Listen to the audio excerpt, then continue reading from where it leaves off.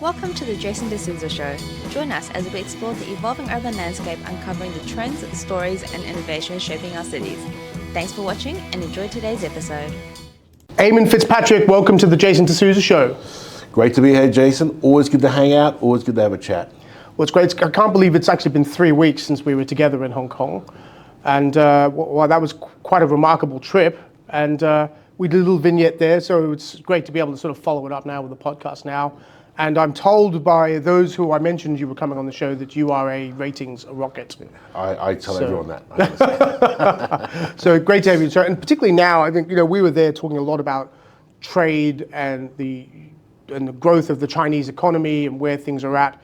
Particularly now, today where effectively 25% tariffs were meant to come in on Mexico and Canada from the United States, suspended due to their acquiescing to President Trump's requests.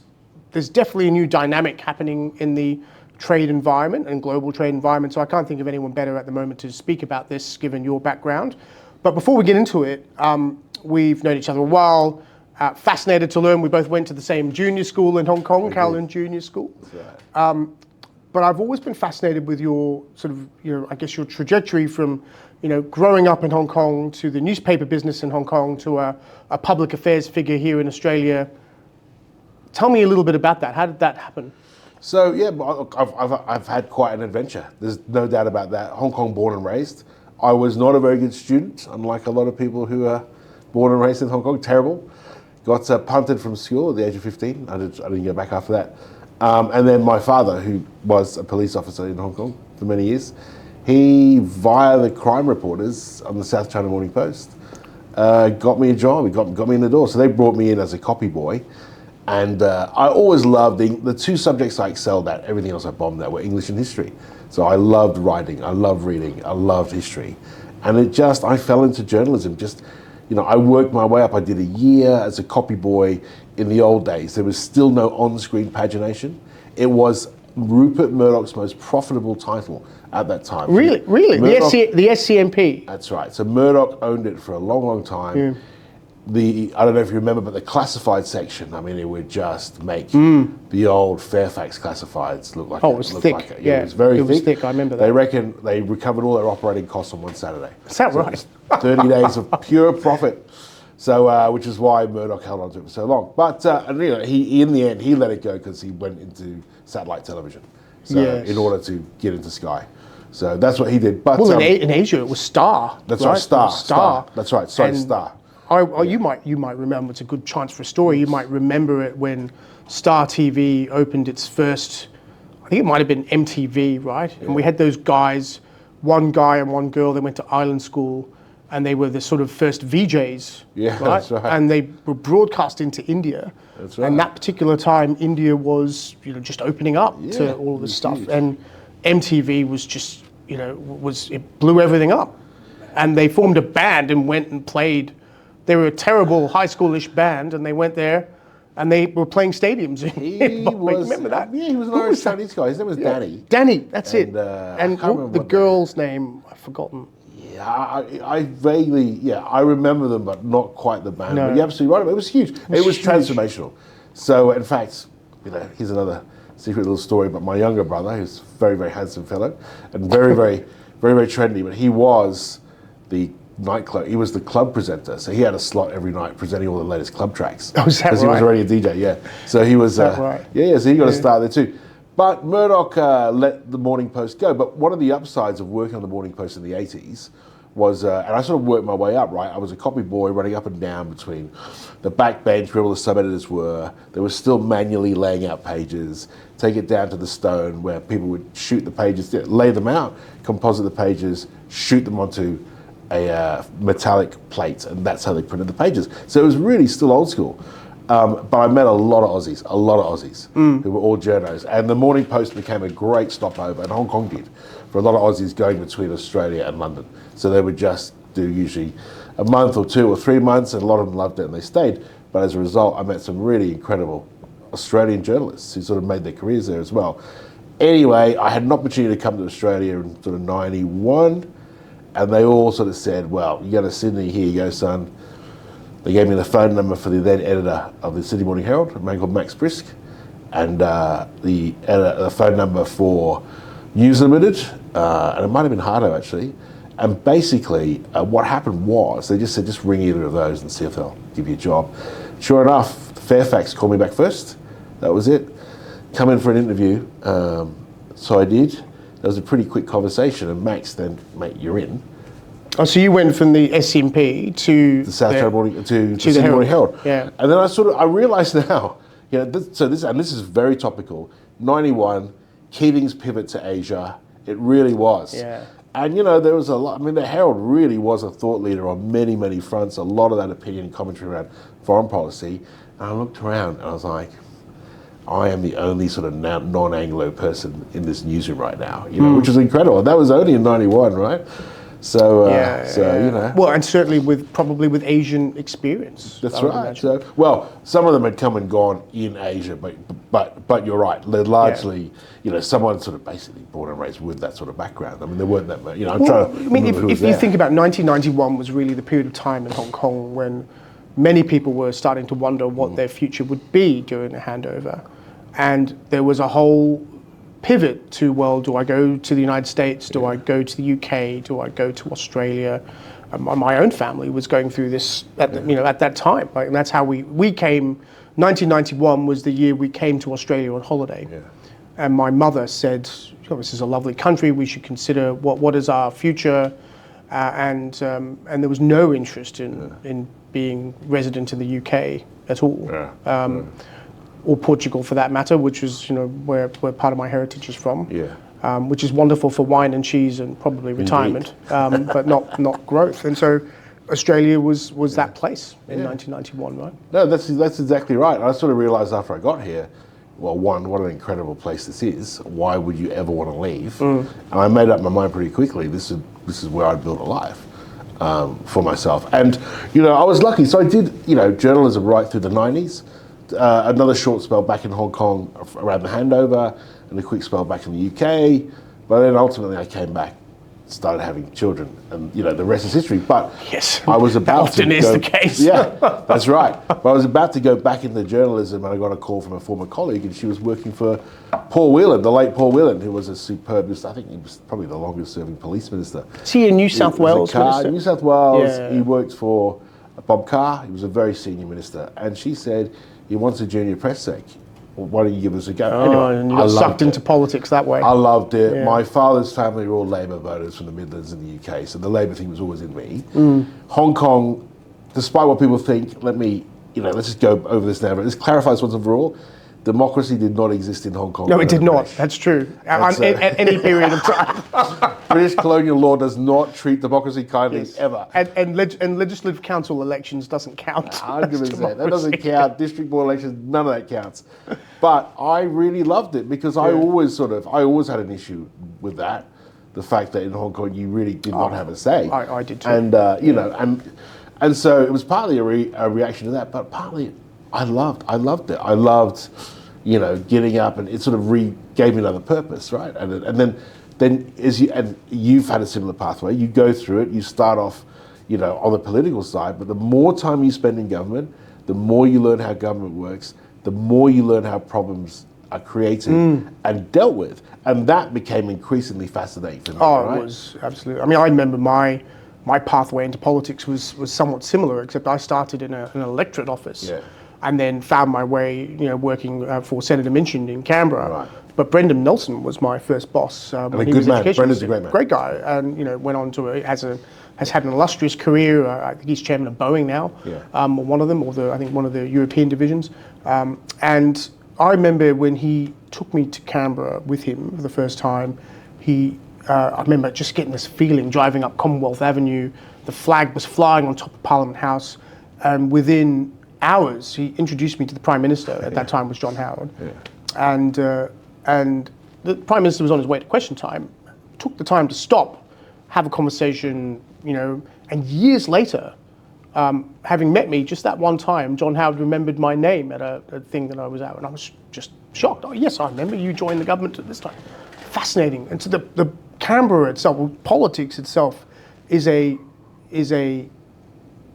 fascinating environment for children who didn't grow up in a democratic And environment. a total privilege, right? Yeah. I've never taken any of it for granted, to be close to or part of this decision making, the policy discussion, and always, always with the view that, governments can do better as they need to.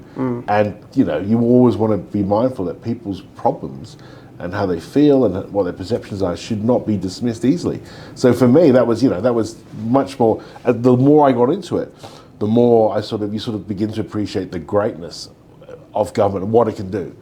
Of course that gets beaten out of you over the years. Well, it's interesting. Brendan had a rule that you couldn't be, you couldn't be an advisor to him unless you had a stint in the electorate office. Yeah. Because his view was you had to understand the grassroots issues of people if you were to advise on policy, right? And of course, where's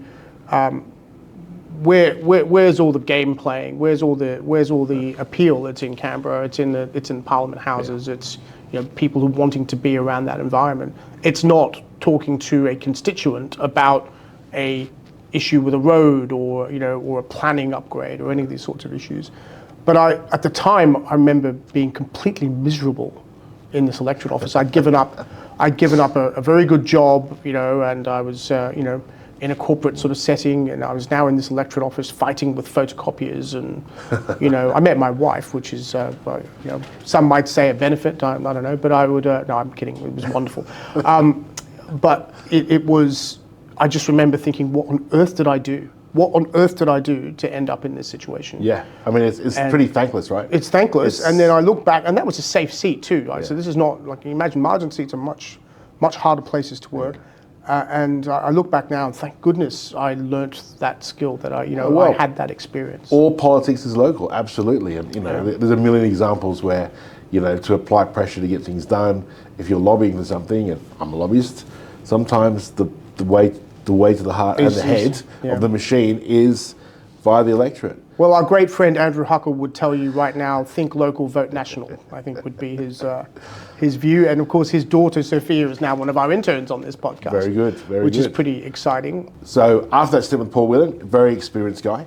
So then basically what happened was I moved up the hierarchy, went from a junior press sec to, he retires, his replacement is a guy called Michael Costa, one of the smartest blokes I've ever met, I got to say, just a great reformer. Former treasurer, former roads minister, former many things. And as we used to joke, Michael, politics is about taking people with you. You should be on the job. You should be in business.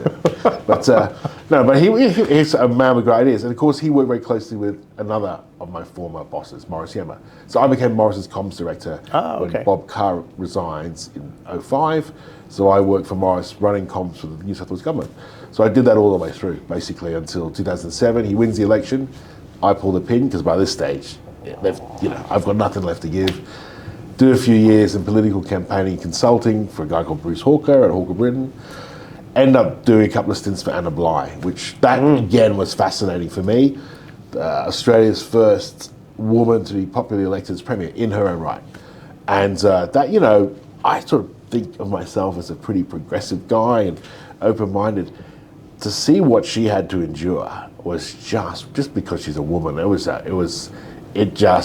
wake-up call to me. I had to learn things I never learned working for a bloke, like the designers she was wearing, not because she cared so much. Yeah, but people would comment on that. The journalists would be, it's just, what is this? Anyway, did that.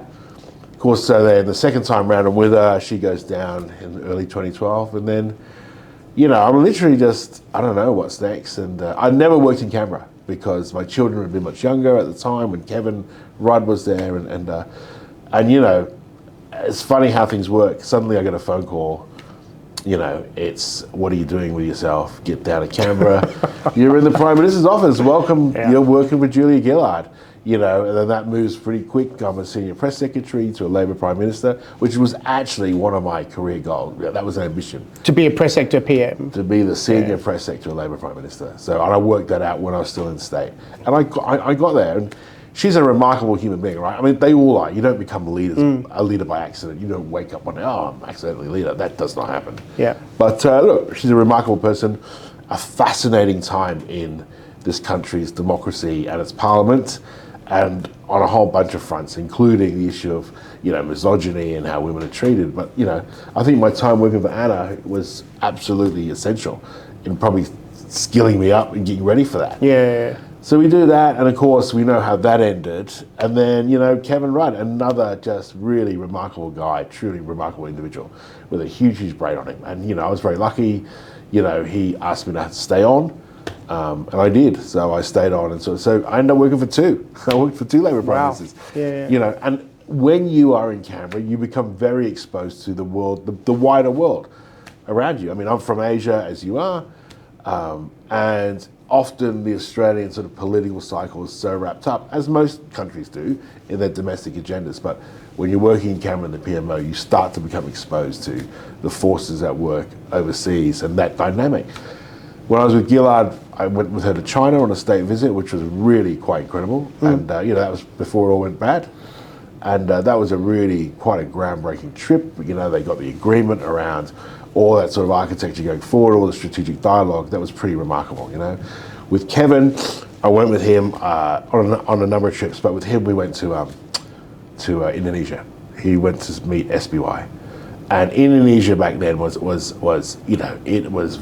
pre-structural economic reform, and so I go there. It's 2013, and life moves on. He loses. I go do a whole bunch of other things again, and I don't go back to Indonesia until I get invited by their National Chamber of Commerce to attend the B20, which is the business chambers have ahead of the G20 in Bali. Oh, yeah. Yep. So they invite me there. So Anthony Albanese is speaking, Trudeau is speaking, Widodo is speaking. It's a pretty big deal. It's ahead of the G20. And it blew my mind, I have to say. I was, like so many other Australians, I had not paid Indonesia any attention. In the 10 years that Widodo was there, the level and the pace of structural economic reform was pretty remarkable. And he really set that country up to begin to grow and put it on the pathway to OECD membership, and to start to deal with some of the old legacy problems it had, to do things, to around, petrol rebates and subsidy, and just really start to fix the place a bit in terms of its economy, and really set it up. And now we're lucky, it's the more I look back, the more I realize how lucky Australia is to have a neighbour where, we've got such a deep shared, particularly modern history, but the potential for trade and opportunities and numbers is really starting to come into its own. And that for me is just the thing that cannot be ignored, right? You look at the size and the scale of the opportunity and the partnership we have with Indonesia, what we get, what they get, and then how to parlay that into something further north. Well, let's dig into that a bit, because that's a good segue into Indonesia. So you and I have spoken a bit about Indonesia recently. There has been a great focus of Australian governments in trying to deepen the Australia-Indonesia relationship. I myself met with the Indonesian trade minister a couple of years ago representing Lend-Lease when they were interested in Lend-Lease trying to invest into the market. I looked pretty closely at a couple of investment plays there for Lend-Lease. I think from an Australian business perspective, the first impression I would make is that it's still very difficult to get into the market. There is a strong local investment focus, so you've got to find a good local partner. Government is still rather opaque there, and so for particularly listed investors, it's still rather frightening to sort of get into the market and see if we can make some money. I put to you that hasn't changed. And so it's still very difficult for Australian investors to grasp the opportunity in Indonesia. And as much as I think the Indonesian government wants to change that, we've still got a bit of way to go. Am I right, or do you think I'm wrong? Well, you've got to look at Indonesia in terms of its growth story. And it is at a really exciting time, and it's at a turning point. I mean, you've got a new president who's in there now. His whole approach is building on the back of 10 years of structural reform. What's exciting about his approach to this now is nobody gets left behind. There's 300 million people. They all are to share in the country's economic prosperity. They are much more confident because they have had reform, and they are genuinely looking to the future. And it's a constantly evolving situation. I think it becomes more compelling and harder to ignore if you're doing business. There are some Australian companies who have never looked back, who just took a leap of faith and they got in there. And they've got the right offering, they have the right services, all that sort of thing, and they build a network. You can't do it by remote.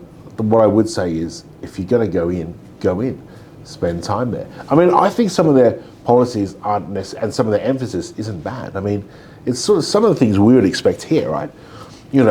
Technology transfer, doing things locally, an emphasis on local manufacture and supply chains. I mean, all of those things we do, a lot of our trading partners do. So it is changing.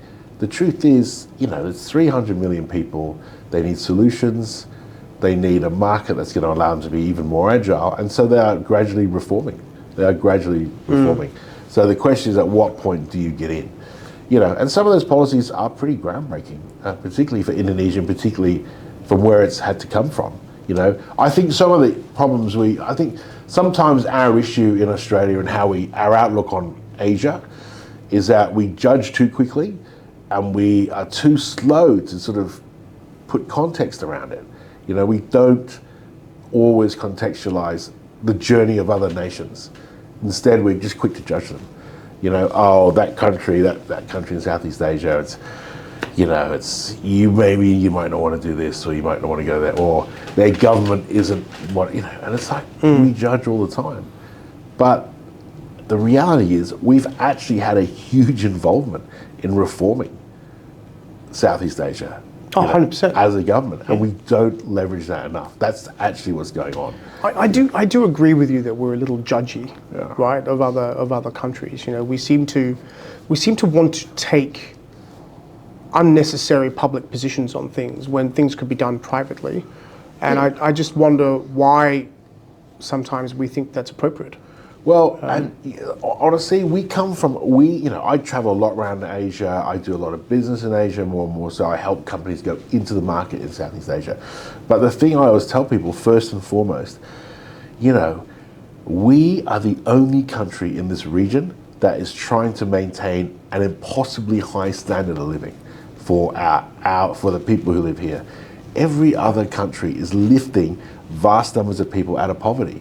So their demeanor and their outlook is different by the very nature of the task they're trying to do. So we've got to give people a bit of leeway, as long as they trend in the right direction.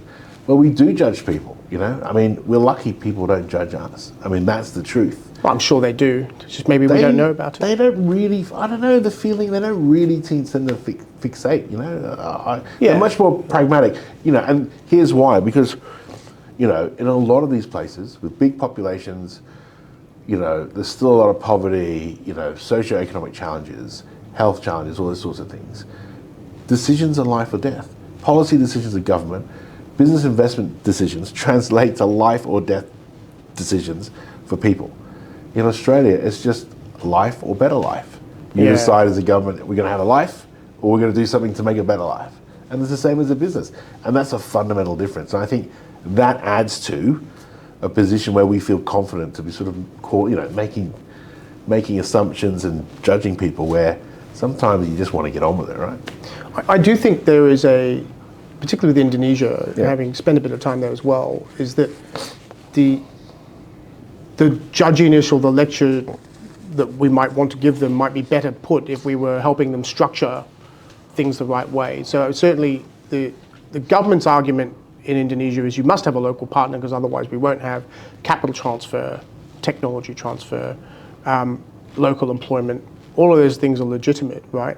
So the tolerance for a company to go in there has to be one that says, okay, we can meet those, and this is what I say to our clients, right? You can meet those requirements, but you have to go in there and negotiate them. You can't just demand, right? If you demand, they'll tell you otherwise. And you can't expect to go in there and deal with regulators or government officials or even ministers and expect the same cultural approach to what you're used to in Australia or Britain or America or wherever, right? If you want to go and invest in an emerging market like this, you have to understand the dynamics of that market on its own, in its own right, and design your investment on that basis. And some of the big investors, not just Australians, but from Japan or Singapore or wherever, have been burnt in Indonesia because they haven't done that, right? And I speak to plenty of Japanese investors who are now investing in Australia who have had substantial losses in markets, not just Indonesia, but others, because I think they haven't taken that perspective. Yep, I agree. I mean, it's about commitment. If you want in, then go there. Go there. You've got to be there, and you've got to play the long game. I mean, there's no doubt about that, because these are ultimately the sort of horizon on a lot of these things is in line with the population growth and in line with the long-term economic growth. So you've got to be in for the long term. You've got to get in, build yourself a base to operate from, build those networks, and do that. I mean, you can't just waltz in and sort of plant your little operation and waltz out again and then hope it's going to grow. I mean, you got to commit. And certainly from our perspective, what we're looking at, what I've been looking at for our firm is infrastructure. What are the right commercial models for infrastructure? They've got a huge infrastructure agenda. Protein is another one. We've had a few discussions about the demand for protein. I think the new president has a policy of one meal a day provided by the government to all Indonesian citizens. I mean, that is a significant. 2 meals a day. 2 meals. 86 million school children. 86 million school children. So that's a huge. And 4 million pregnant women. But you think about that. Some of the commentary is, what's this about?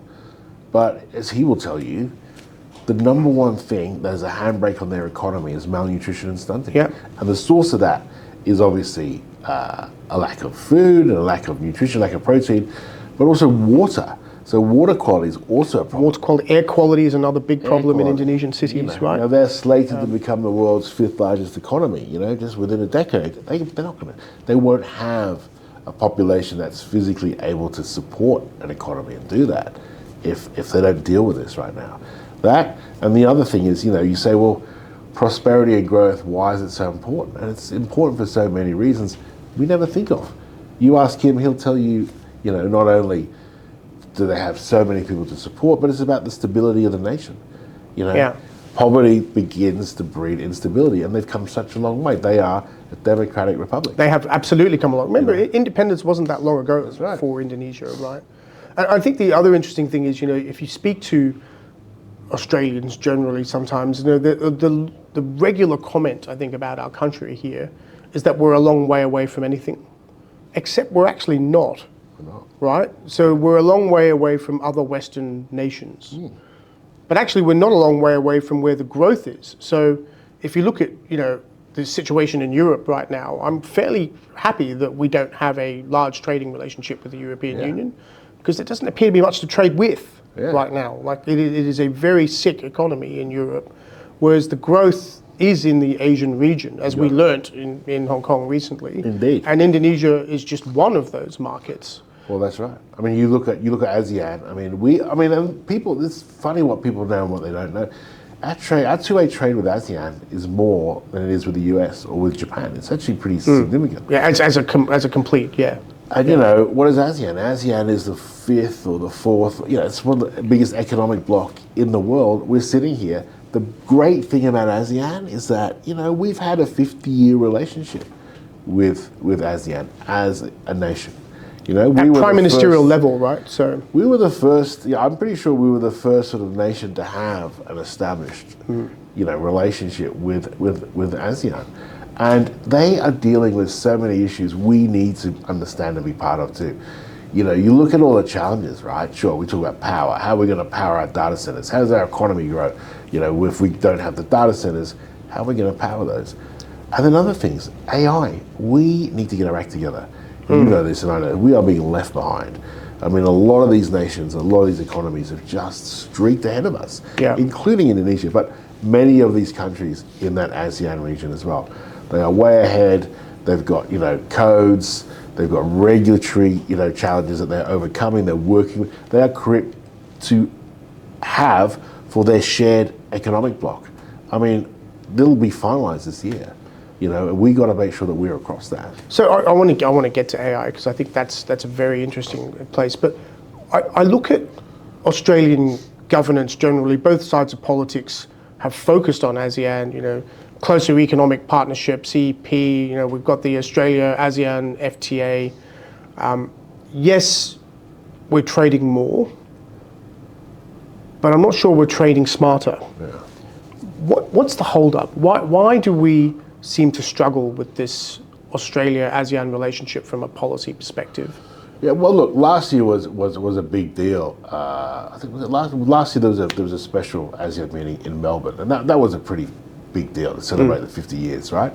So, and look, things do take time, and I think when you look at the long term, things are definitely moving.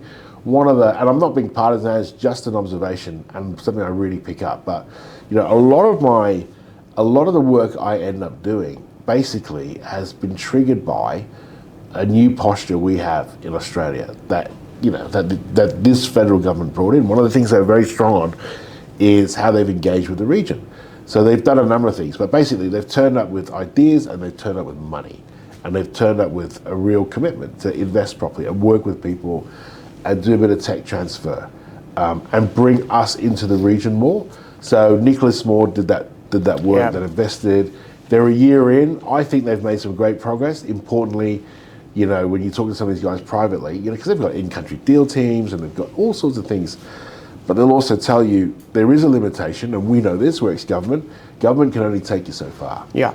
And so what's happening now is they're starting to realize that and looking at even better ways to help Aussie companies. Who are the right people once you've had your hand held and shown into the country? How do you work with them, and who do you need to get around them to help further their sort of growth story, an Australian growth story?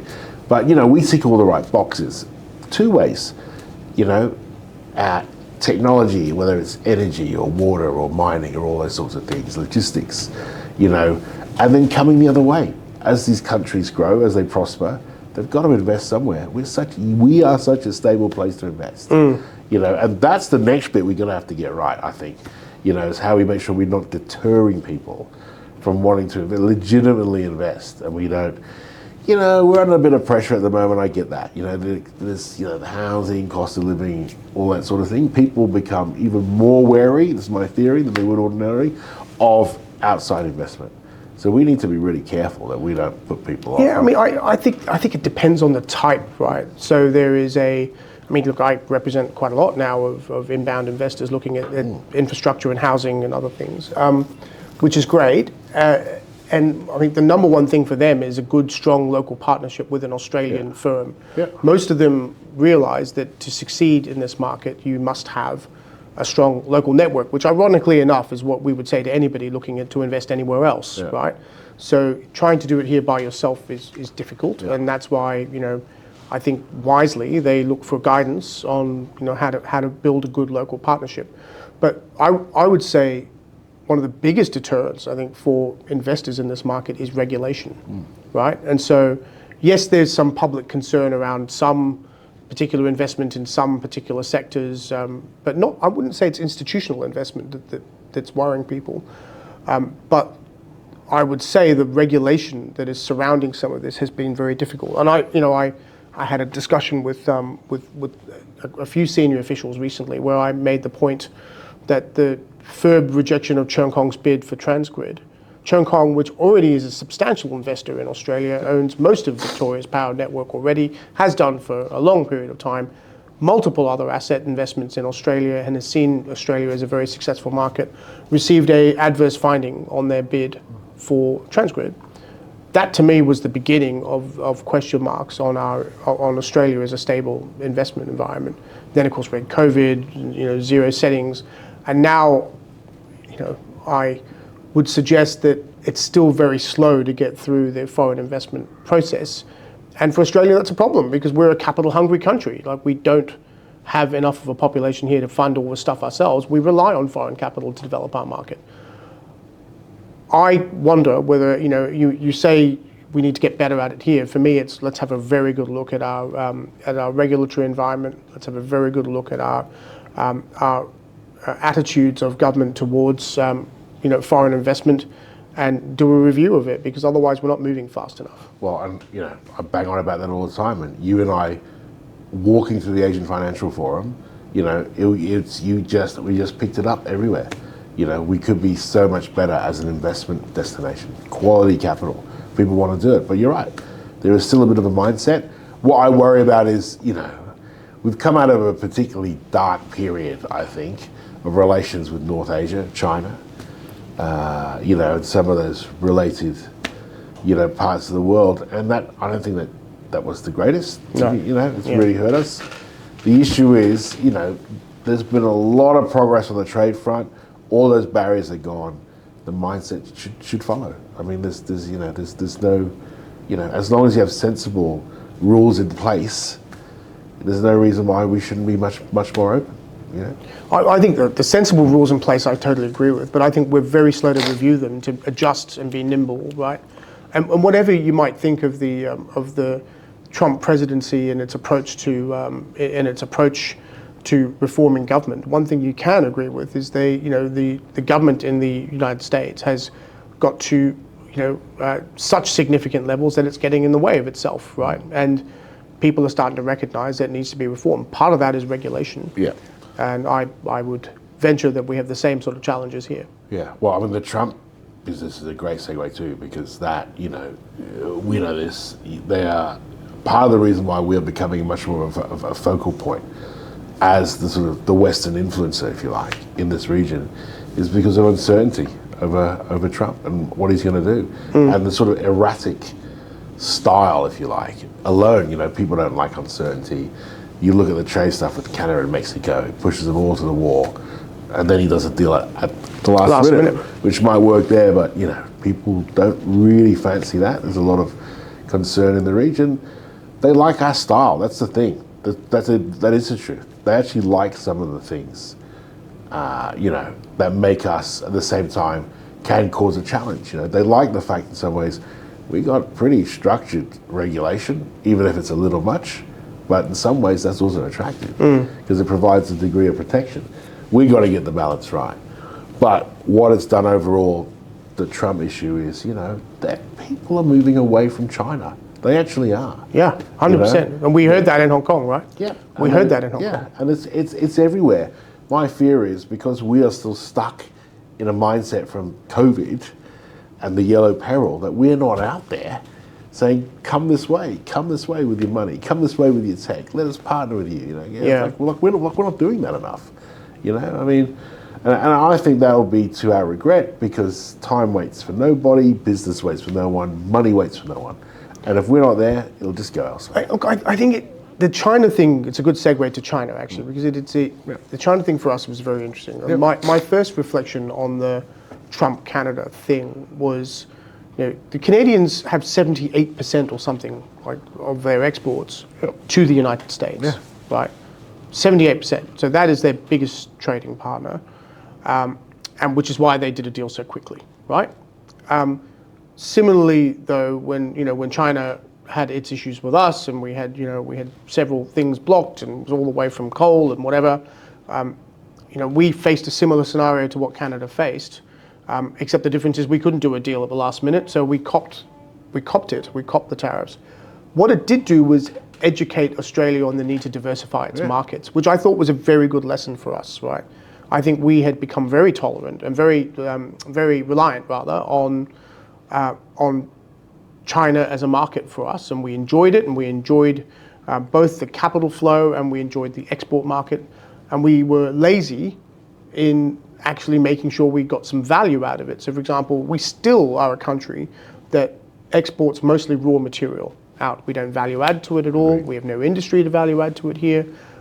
We have everything under the sun in this country that could make us an even wealthier country if we actually want life or better life or even better life to get there.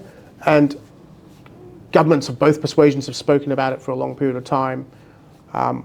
But I just wonder whether we'll actually get there, whether we'll actually start to think about maybe we need to have some additional investment in our productive stock to get more value add out of our product. Yeah, is it there or is it at the very higher end? The value add coming at the higher end of tech, the higher end of those sort of skills. And we actually we're pretty good. We do give out a lot of concessions for people who want to do some serious R&D.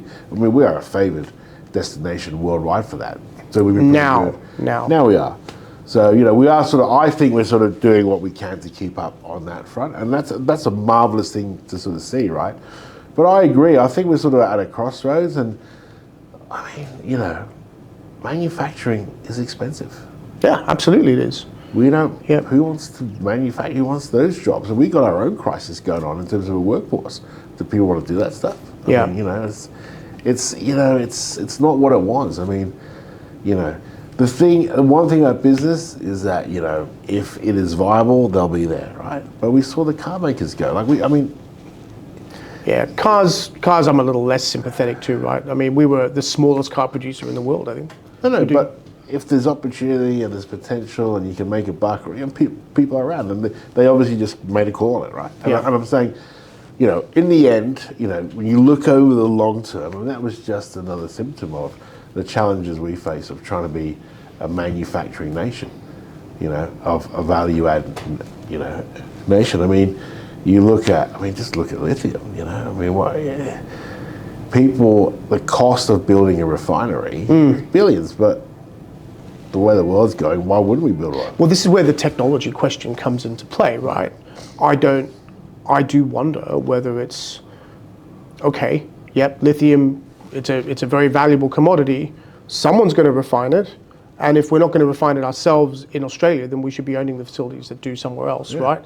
Is sort of my view, because we want to capture the value chain of it. Same with iron ore, which has fed us for goodness knows how long, You can't really do very much with coal, so it's a different matter, right? But some of the technologies now that are coming out that are, helping to build solar panels, helping to build wind farms, helping to build batteries, there is no reason why we can't capture more of that value chain. Yeah, 100%. And you look at Iluka, which is, it's still, at a stage, you'd love that to be, much more stable and steady ground than it is. And there's no reason. We live in an age of rare earths. There is a rare earth race going on. Yeah. We're sitting on so much of it. Yeah, Or even just more standardized copper. Yeah. Right? I read somewhere that the amount of copper that is going to be mined in the next few years will be equivalent to what's been mined in the last 100 or something, right? Sure. That's an extraordinary sort of thought. Yeah, it is 100%. So, there's definitely a lot to think through, I think, in terms of where we want to be, even in 10 years. What of China? So, when we were in Hong Kong, we did talk a little bit about this, right? And I think one of the big reflections for me was one of the senior guys we met with saying, Hong Kong was the place where people used to come to invest in China. Now it's the place that the Chinese are investing in to invest in the world. And so we were talking to a lot of companies, family offices, a real focus there on setting up, wealthy mainland Chinese family offices in Hong Kong to invest in the world, more mainland companies setting up Hong Kong divisions that are listing on the Hong Kong Stock Exchange, which gives them access to the West. What of China? So two parts to it: deleveraging, real estate market, obviously massive structural reform happening now. They can't build their way out of into growth again like they did before. Tremendous focus now on dominating the electric car industry, and as we saw recently with the announcement with DeepSeek, pushing into AI. So the two perspectives on China: one, highly indebted, declining population, people not wanting to trade with it. That's sort of, I guess, on the negative. Positive, massive investment in AI, massive investment in technology, massive investment in Chinese-made electric cars, and will dominate those markets. What's the view in terms of Chinese economics? The Chinese economy, I guess. What's the Australian impact of it? Look, China is a place of growing pains, and we actually, in some ways, for the age in which we live, we had a pretty privileged position watching that transformation. Oh, absolutely. Watching the transformation. I mean, as a reporter for the South China Morning Post in my late teens, I remember going to do a job in Guangzhou, which was just a few kilometers on the other side of the border. I went on a train, right? The old school train, everyone's smoking and all that sort of stuff. This would be 1988, 89. And the first thing you always notice when you cross the border in the train is all the shacks, the TV antennas facing towards Hong Kong. The first thing you notice, right? And the trains would be full of people, buying fridges and white goods and all that and bringing them back from Hong Kong. That's not the case anymore, right? People go to Hong Kong to buy stuff, right? I mean, in a place like Shenzhen, which is 100% green, that is a renewable, right? It's a renewable city, it actually is, It is something that doesn't get talked about much, but it's right there. It's clean, it's modern. You want to go to the V&A Museum outside London, you got to go to Shenzhen for that, right? Oh, it's a metropolis. And so, I mean, that's the gleaming example, right? But let's not forget the challenges China has. 1 billion people. They're making decisions for 100 years, 150 years ahead. They get it wrong, people die, And so they don't have the luxury of sort of mucking around and sort of second guessing themselves. And I think, but the economic link there is, that's got flow on for the economy. It wasn't that long ago where they all charged in. Let's build whole cities. The numbers are incredible. And that was just like a comet in the sky. And now there's just abandoned townships of just beautiful apartment blocks. I'm desperate to go to one. I would love to go and stand in the middle of an empty city. Yeah. And it's on my bucket list. Yeah, and for you've got all of that at the same time. But it's growing pains, and development, nation building is a long, long, long story, and it's where it is now. The political overlay makes it even more complex, right? I mean, that guy's got to keep running. She's got to keep running. The second he stops running, the second someone's coming for him. And how does he do that? How does he do that? By banging the that nationalistic drum. Yeah, Confucianism and, all the sort of he has stuff. To do that. The sort of role of President Xi is fascinating in the sense that it was a pretty organized process prior to his arrival as the president. There was a 5-year conclave. They were, the sort of central committee elected its person. When we were growing up, there were some very, very good Chinese leaders that were well respected and well known around the world, but none of them were really, I would say, as forward as President Xi is, right? And he has shaken things up, and certainly he has not got a lot of rivals around him, and he's made sure to consolidate his power base in the Chinese presidency. And one wonders what that will mean when he's no longer around, what will happen to Chinese leadership, because when you depress your bench, you sort of end up with, you might not have any rivals while you're there, but what happens afterwards? Yeah, it's a real worry. Who are the up-and-comers? What are the provinces with the power plays? Who knows? That is actually the thing that that should keep you up at night, is what's coming next, right? Yeah, and we shouldn't beat around the bush here. I mean, the people who were in line to be future leaders were, sort of disappeared off the scene. People like Bo Xilai disappeared. Right, I'm not a China expert by any means, but I know something about these issues. Yeah, and actually, arguably, my Indian friends will not like me for saying this, but it's not all that different in India, where you have a prime minister in Prime Minister Modi who has cemented an enormous amount of power in India and has made it such that elections are easier for him to win than not. And there isn't a lot of there isn't a lot else in his party to necessarily come in and take over from him. Yeah, no, you're absolutely right. What we don't appreciate enough from Australia, I think, and Jeff Raby, Australia's former long-serving ambassador to China, he's also a fascinating guy to talk to. But he and I were talking. People don't appreciate actually the wider geopolitics of what the Chinese face. It's always done from one point of view, right? Whereas, what are their issues with India? Yeah, I mean, they got problems coming. I mean, there's there's a lot of published work lately. We're looking at issues around water and food security, and what that'll do with the construction, of some new water infrastructure, right? And what that could mean for India. There's a lot of nervousness around that. I mean, where does Australia figure that? No one could know. You know what I mean? And so we sort of view China just as if they're coming for us. They got so many challenges of their own. I don't know how often they sort of think about us, right? But then you look at the context. I mean, we grew up at a time where, I had to remind someone the other day, when you and I were kids, you couldn't fly direct from Taiwan to China. You had to fly via Hong Kong. There were no direct flights. Yeah.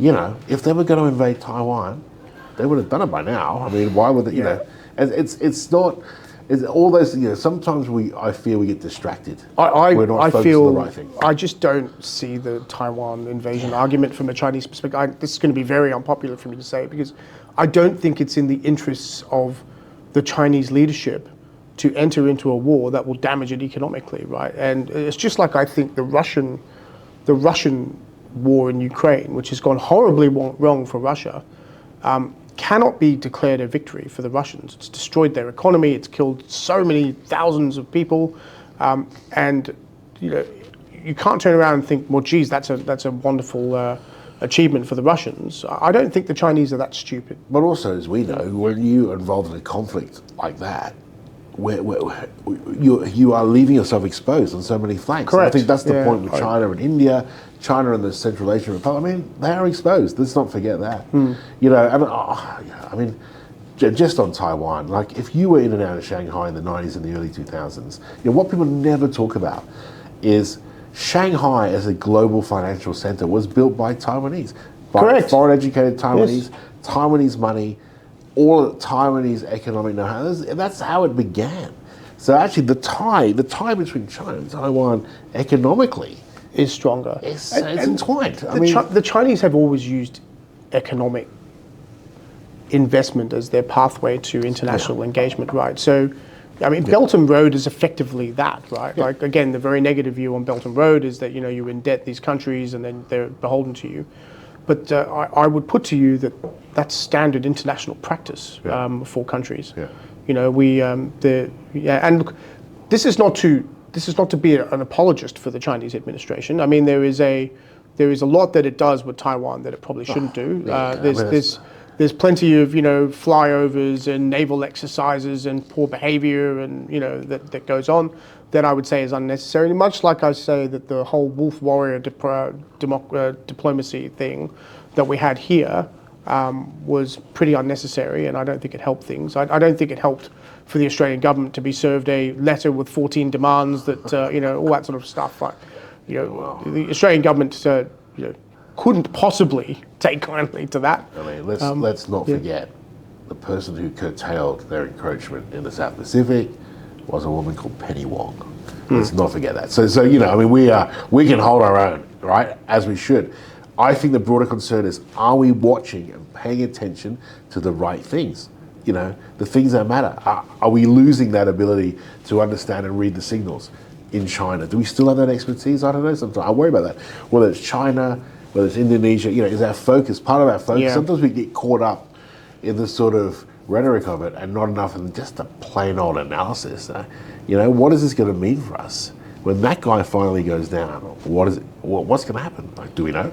Like, have we planned for that? The thing is, what I found fascinating about the US election is, you know, because you've been in government, I've been in government, you know there was a plan. I mean, for all the stuff in the media, whatever. But you know, there was a plan A and a plan B, right?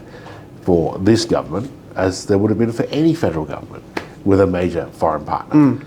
Doesn't matter who's going to win. They've been putting the work in, and fair credit to Kevin Rudd, they've been putting the work in for months and months and months. You know, he would been doing so. You know, it's about foresight. It's about, so you just got to take the sort of the rhetoric out of it, the politics out of it, and your country's interests are best served by people who just get. You need analysis and understanding and insight, and that's where you need to go in order to get the best result for your country, right? And I worry we don't have enough of that sometimes. I do agree. I think in the case of former Prime Minister Rudd, the problem was his public pronouncements before the election. That's what hurt him, right? And to be honest, it's the same for the new inbound UK ambassador, right, who had similar problems, right? Yeah, 100%. Same for Prime Minister Trudeau, who made several silly comments before, not thinking that there'd be the result that there has been that's hurt him now, right? So it just pays to just be a little bit careful about your comments, I suppose. 100%. But that becomes a sort of, that becomes a sort of spectacle, right? And of course, I mean, that's always going to happen, but that's the politics. Foreign Secretary Lammy got himself into quite a lot of trouble with some of the silly things he said. But that's the politics, of course, and that's going to happen. But, the behind-the-scenes stuff is what matters. Yeah. Who is going in, who's saying, that person's likely to be Treasury Secretary. That person is likely to be going in. Who's doing that, right? I mean, and they were doing it. They actually were doing it. Of course why we're in a pretty good spot. And we are pretty good. I mean, look, we've got a few minutes left, so I think we should turn to domestic politics for just a period of time, right? I'm surprised that phone hasn't rung once. My goodness. Any stock market advice you want to give me right now is no, I'm just kidding. Domestic politics, election coming up. Obviously, there's going to be a lot going on. What are the key things we should be looking out for? What are the key sort of thematics in Australian politics that we should be worrying about? Well, it depends on which side you're coming into this election. I've done a lot of election campaigns, as have you. I've done state, I've done federal. 100%, there's lots of things. But the one uniting issue is cost of living and how we approach that. And, that's got a huge, huge ramification for, I think, the result in some of those more marginal seats is whether people have confidence. They have confidence that this government is the one that's going to get them to a better place. You read the published polling, there seems to be a bit of doubt hanging around about that. Do they think Dunn's the guy who can get them there? Maybe. Does he overreach? I think those are the sort of key things that are really coming through to me. I think, interestingly, I don't think, so you look at the timing of the election, possibly, it's going to be April or May, surely. I don't know, but WA's March 8th, so you don't want to go, I don't think you want to run a parallel campaign. To that, yeah. So what happens? So then that leaves you Easter and Anzac Day, it's the end of April, school holidays. You don't want to do elections during school holidays. Well, but I think more interesting, though, is the question around the teals, because you've got these, I can't remember how many there are, but it was a interesting phenomena at the last election. We had that number of independents, regardless of their funding and where it all came from, sort of elected to Parliament. Are the political dynamics now different to that election? Do you think that supports their case or doesn't? What do you think will happen with them? I think we are in, I think it's very hard to predict because they were all Liberal voters, right? Allegedly, I would say. Allegedly, my Liberal friends would disagree, right? Either way, they're affluent seats. They're not Labor voters, I can tell you that. Yeah. They're not Labor voters. Oh, I think from a seat perspective, I think you're right. And what was interesting was, there's all sorts of contrasts going on, right? Dutton stridently anti-voice, strongest support for the voice. Where was that? Teal seats. The seats he needs to win back are the ones he is absolutely at loggerheads with them on that, on climate policy, on so much. So the question is, in terms of strategy and tactics, where does he go in this campaign? Is he just going to maybe ignore them? I mean, I don't know, or give them less face time and just write them off and go after some of Labor's outer metro seats. I mean, that for me is what we're looking for, is where, because that could change things around. But I think it's a sort of a global phenomena here in a way, because if you look at the Republican Party is now putting itself out as the party of the worker, right? As the party of the little guy, right? And I just wonder whether we're seeing some similar trends here. So 2015 Queensland, on that state election, that was for me one of the first signs of that. So the Greens took their first seat, which they won in their own right, the seat of Maiwar, in the Queensland Parliament, and who did they win that off? The Liberals. The Liberals. And in that election, Labor lost the seat out of Metro. Who did they lose that to? One Nation. Yeah. And there you go. So wow. that is the encapsulation of that, exactly that sort of, blue collar. They come, so there's been a clear weakening in the Green position, though. I think some of the last sort of polling we've seen, definitely Greens are down. So I'm curious to see what impact they'll have. And I just think people are just over that sort of posture with that being able to deliver much. I think people they're becoming more practical and more hands-on, and they're just they're just giving that sort of stuff short shrift. Yeah, but it's not going to fix my problem. Yeah. And I think there's a very big difference between the leadership today and the Bob Brown leadership, right? Bob Brown was a true environmental leader who ran a party that was focused on those sorts of issues. That today's Green Party is well beyond that. But we could go on about this for hours. I just wanted to do a few minutes, and I've got you in in place for a bit while. It's been great having you on. Yeah. I think we'll have to have you back because there's a lot more to talk. Maybe we'll do a post-election debrief where you can tell me where some of these predictions were right. Yeah, absolutely. Yeah. Love Thanks to do for that. coming on the show. Always good to talk. Cheers, to you. mate. Cheers.